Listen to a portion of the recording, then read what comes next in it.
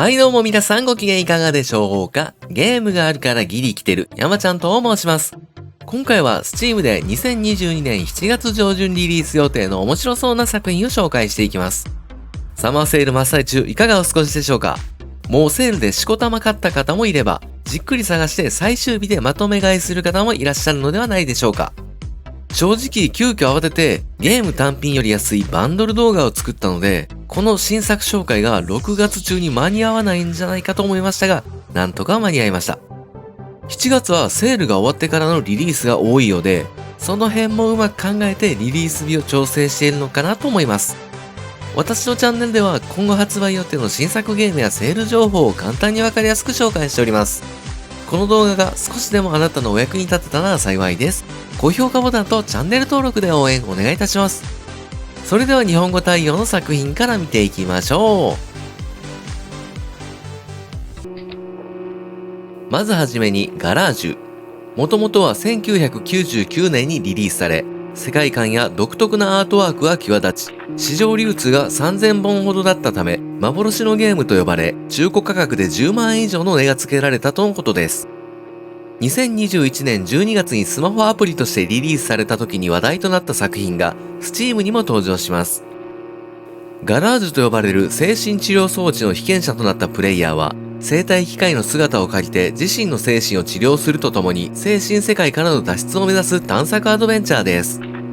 ゲームはシンプルなポイント&クリック式。主人公には純黄度や燃料といったパラメーターが設定されており、場面が切り替わるごとに減っていき、いずれかがなくなるとゲームオーバーです。回復手段は精神世界になぜか存在するショップで、スタンプと呼ばれる通貨を使って回復でき、スタンプは釣りをすることで入手できるといったシステム。釣りをしてパラメーターを管理しつつ、自身の精神世界を探索していく異質なアドベンチャー。ガラージュは2022年7月8日リリース予定日本語対応の作品です。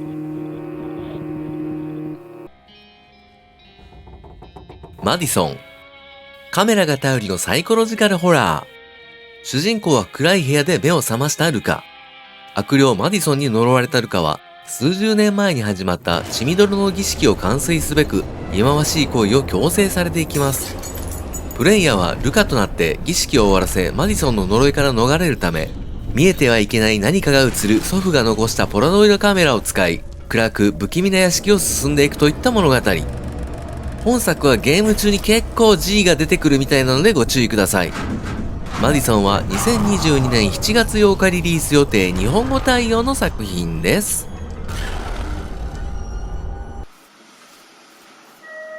カタツミのこだま。エモさあふれる短編アドベンチャー。廃墟となった人気のない島を舞台に、海から流れ着く瓶や小枝などを使って楽器を作り音にこだまを返す物語。島にはボロボロの家と古い灯台があるものの、人気はなく遠くの海の向こうから聞こえてくる奇妙な音と波の音が静かに響き癒されます。そんな島で主人公の少年は、島を探索して楽器を作り灯台に登り、遠くから聞こえてくる音色と同じ音色で返事を返していくといった内容です。手書き風のアートと淡い色使いがゲーム全体を柔らかく表現し、趣のある作品に仕上がっています。わだつみのこだまは2022年7月9日リリース予定日本語対応の作品です。ネオンブライト。2D 弾幕シューティング。ネオンがきらめくサイバーパンクな未来都市エデンでブラックマーケットのガンショップを経営しながら世界を支配する大企業に挑む物語。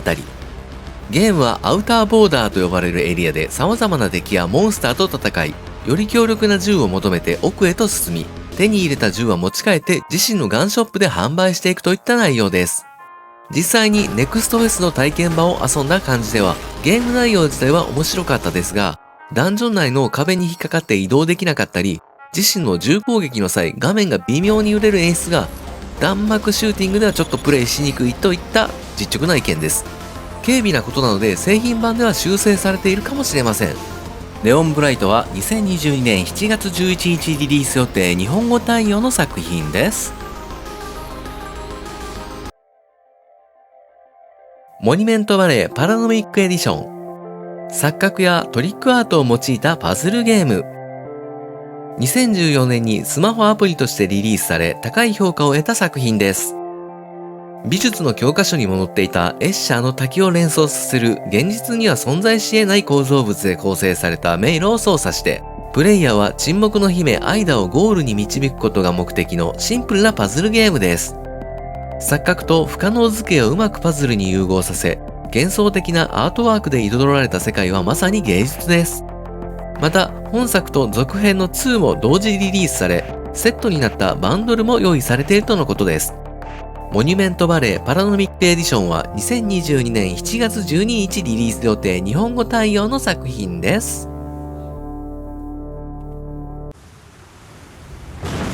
タイムオンフロックアイランド。奇妙な島を冒険するパズルアクション。船乗りの主人公は嵐によって船が難破し、とある島で目を覚まします。船は大破し、島にはカエルのような人々が住んでいるとても奇妙な島。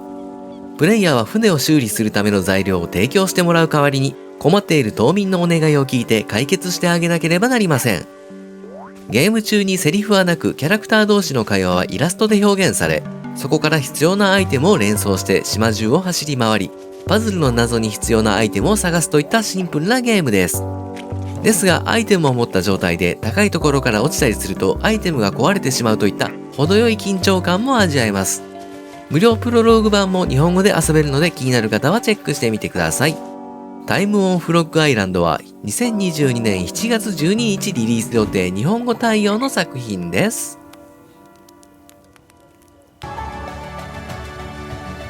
エクセル惑星探索アドベンチャー。プレイヤーはエクセルと呼ばれる未知の惑星に不時着した記憶のない主人公リードとなって、広大な自然と人工的に作られた文明の廃墟が混在する世界を冒険していく物語。この未知の惑星エクセルを冒険していくことで、自分は何者でなぜこの惑星にやってきたかが明らかになっていきます。ゲームは斜め見下ろし視点で展開し、ゼルダの伝説にインスピレーションを受けたということで、剣や銃を使った攻撃やコンボや回避、受け流しといった戦闘アクションはもちろん、アビリティを使った特殊攻撃などもあり、コアと呼ばれるアイテムを集めることで新たなアビリティを習得することもできます。この惑星にはダンジョンも存在し、パズル的な要素もあるようです。体験版もありますが、日本語には対応していませんでした。エクセルは2022年7月12日リリース予定日本語対応の作品です。アーベックシティビルダー。リソース管理が重要な街づくりシミュレーション。本作の特徴は資金といった概念がないこと。ボクセルベースで描かれた景観を舞台にそれぞれのエリアから得られる食料、資源、労働者など30種類以上ある資源の消費と生産のバランスをうまく調整しながら街づくりを進めていくといったゲームです。有限な天然資源が枯渇する前に代替エネルギーをどのように生産するかがポイント。無料プロローグ版もありますが日本語には対応していませんでした。アーベックシティビルダーは2022年7月13日リリース予定日本語対応の作品です。モスメン1966。超常現象をテーマにした SF ミステリーノベル。ウエストバージニア州ポイントプレザントを舞台に、1966年11月の獅子座流星群の夜、一連の事件に巻き込まれることになるカップル、ガソリンスタンドのオーナー、そしてオカルト作家の物語が描かれます。ゲームはそれぞれに何らかの悩みを抱える4人の主人公の視点で展開し、ちょっとしたパズル要素なんかも盛り込まれています。物語は3部作で構成され、本作は第1部とのことです。体験版も日本語で遊べたのでプレイしました。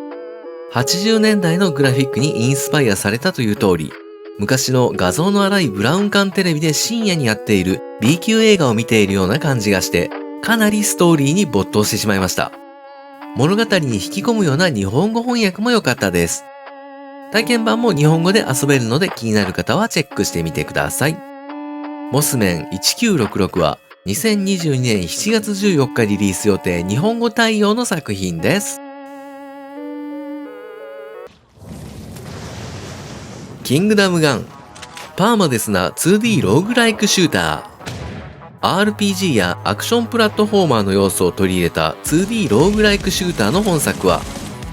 キングダムから未知の大陸を探索することを命じられ、選択できる6人のキャラクターによってストーリーも変化していくとのことです。ゲームは無数に現れるモンスターを倒しながら惑星内を進み、道中で手に入る銃やアイテムで自身を強化しながらステージ内のポータルを使ってボスと戦っていくといった内容です。本作の特徴は150種類以上の銃やアイテム、そしてペットが登場し、使用する銃がとてもユニークで、ミラーボールが出る銃やビーチボールが出る銃など様々です。そういったアイテムを組み合わせたりアップグレードを行うことで様々なプレイスタイルを楽しむことができます。制作の最終段階では最大4人での協力プレイも実装されるとのことです。体験版もありますが日本語には対応していませんでした。キングダムガンは2022年7月14日リリース予定、日本語対応の作品です。クランフォーク、リムワールド風の中世コロニーライフシム。中世のスコットランドを舞台にコロニービルディング要素とライフシミュレーター要素を兼ね備えた作品です。山、森、草原に囲まれたフィールドで、一つの家族が土地を切り開き、衣食住を整え子供を成長させ、一族を何世代にもわたって存続させていくゲームです。代々習得してきた技術は親から子へと受け継がれていくシステムが特徴。ゲームには四季の概念や天候の変化などの要素があり、それぞれの季節変化や環境変化に応じて生活環境を整える必要があり、さらにはクラン1個人ごとに特性があったりもするので、細かいクラン管理が求められます。個人的にはとても気になる作品で時間泥棒感がありますね。体験版もありますが日本語には対応していませんでした。クランフォークは2022年7月15日リリース予定、日本語対応の作品です。はい、ここからは日本語未対応の作品の紹介です。アラロスチャンピオン・オブ・ザ・フォー・キングダム。ファンタジー世界を舞台にした斜め見下ろし型のアクション RPG。クラシックとモダンを融合したという本作は、バルダーズゲートのような見た目で、ソウルライクのようなスキルベースの戦闘アクションを兼ね備え、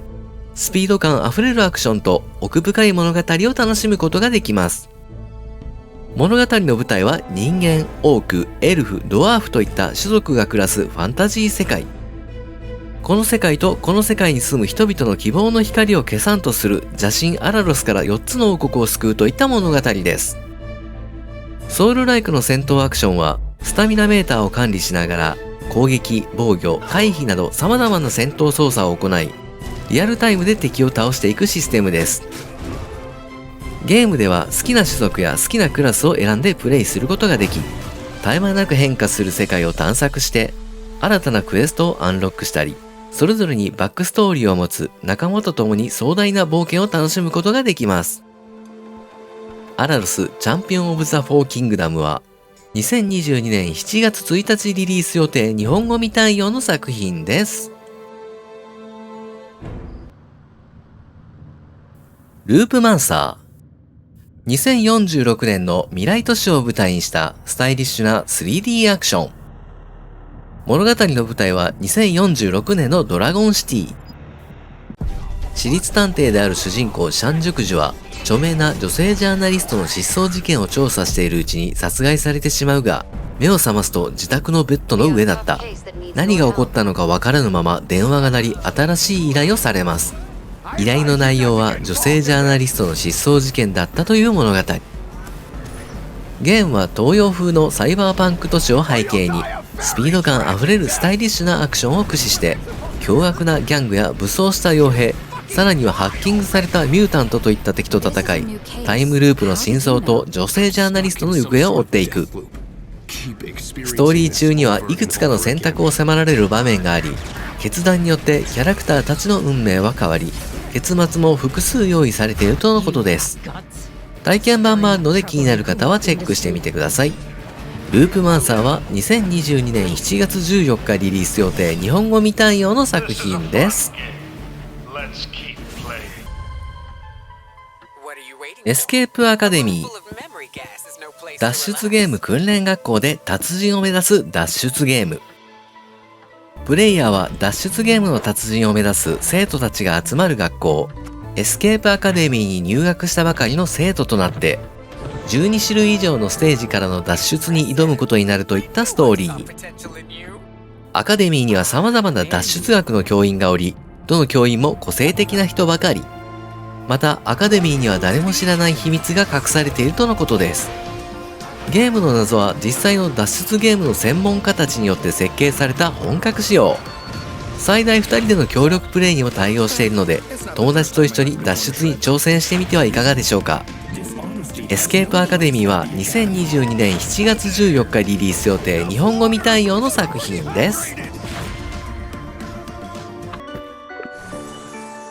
ネクロスミスネクロマンサーシミュレーター。プレイヤーはネクロマンサーとなって様々なボディパーツを組み合わせ、資料兵団を築き拠点を防衛しながらも世界征服を目指すといった作品です。ゲームはマナとスケルトン、ゾンビ、オーク、さらにはロボットといったボディパーツを自由に組み合わせ、オリジナルのモンスターを生み出すことができます。生成されたモンスターは拠点から出撃して、基本的には自動で行動し、資源を集めながら敵勢力の陣地へと進軍し、最終的には敵の本拠地を攻め落とせばゲームクリア。いろんなモンスターのパーツを組み合わせて最強の資料兵を生み出しましょう。体験版もあるので気になる方はチェックしてみてください。ネクロスミスは2022年7月14日リリース予定日本語未対応の作品です。ディンカム森ライクなスローライフシム。オーストラリアをモチーフにした架空の島で街を作りながらのんびりスローライフを楽しめる作品です。ユーカリの森、灼熱の砂漠、涼しい小川などを探索して巨大なウォンバットやカンガルーの世話をしたり、友達と遊んだり、遊び方はプレイヤー次第。ゲームは何もない荒野からスタートし、可愛らしい野生生物が生息する森林で狩猟、採掘、釣りをして貴重な資源を集め、農場、住宅、商業施設といった建物を建て、街を拡大していくことで新しい住人が増えたり、お店がオープンしたりします。何人かはわかりませんが、マルチプレイにも対応しているとのことです。ディンカムは2022年7月14日リリース予定日本語未対応の作品です。トイレットクロニクルズ。トイレからの脱出を目指す一人称視点のホラーコメディー。パーティーの最中に入ったトイレから出られなくなった男となって脱出を目指すアドベンチャーです。トイレの個室にはもう一人男が閉じ込められており、個室から出るなというメモを渡されますが、個室から出てみるとトイレのドアはなくなっていたという物語。ゲームは閉じ込められたトイレ内を探索して脱出する方法を探していくことになりますが、陰謀や超常現象といった不可解なストーリーで展開し、結末はバッドエンドと脱出エンドが複数用意されたマルチエンディングとなっています。体験版もあるので気になる方はチェックしてみてください。トイレットクロニクルズは2022年7月15日リリース予定日本語未対応の作品です。はい、今回は Steam で2022年7月上旬リリース予定の面白そうな作品を紹介していきました。7月の上旬も面白そうなゲームがたくさん登場しますね。サマーセールも後半戦になってきたのでお買い忘れのないように気をつけてください。開催期間は7月8日の午前2時までとなっております。私のチャンネルでは今後発売予定の新作ゲームやセール情報を簡単にわかりやすく紹介しております。この動画が少しでもあなたのお役に立てたら幸いです。高評価ボタンとチャンネル登録で応援お願いいたします。本日もご視聴ありがとうございました。皆様明日も良い一日でありますように次の動画でお会いしましょう。さようなら。バイバイ。